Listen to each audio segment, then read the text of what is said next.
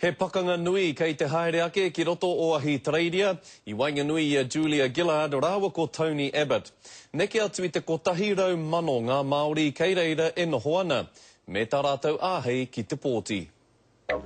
Rai ki te rai, kaki ki te kaki, piki heke, kotahi ana ki te rā, kei te toi. Nā te pukahu o ngā Māori kei Ahiteria, ko taku whakaro, ai ka whai wāho rātou I roto I tērā pōtitanga. Kei te tatari tātou te kite atu ko tēhea katoa. I really think it's too close to call. I mean, I've been watching there, and while I was over in the Solomon Islands, that was all that was on TV over there was the Australian elections.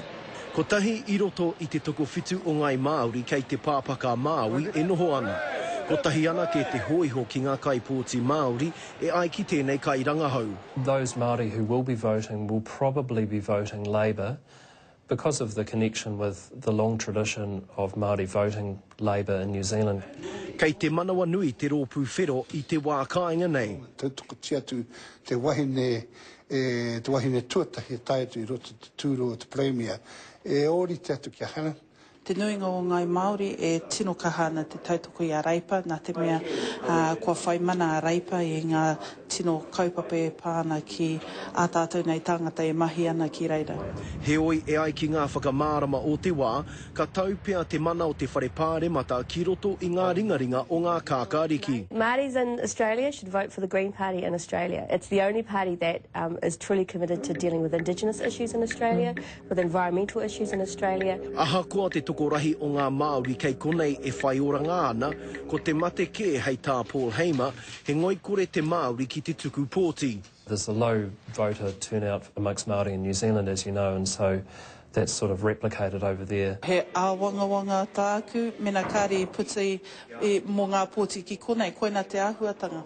Engari ki reira, ko tā rātou tino hea kia whai I ngā mahi. Nō reira, ko tahi tonu te karere. But whether they vote in Australia or in New Zealand, please, you know, the whole message is vote. E rua te kau, e toru te kau tau rānei te nuinga o te iwi Māori e utu tāke ana I konei. Nō reira ko te mataku, ki te kore rātou e pōti, ka tāmea o rātou whakaro me tō rātou reo. I think it is a problem because it means that they're massively disenfranchised and they just don't have a political voice. Aha koa te aha hei a pōpō ka tīoro ngā reo o ngā kaipōti, ka tuhua māwai te kā wanatanga hou e whakahaere. Aha koa whiro mai, ka hurangi mai rānei. E ai ki te kā wanatanga o te wā kāinga nei, ka mahi tahi tonu ngā whenua e rua. Roihana nuri, te karere.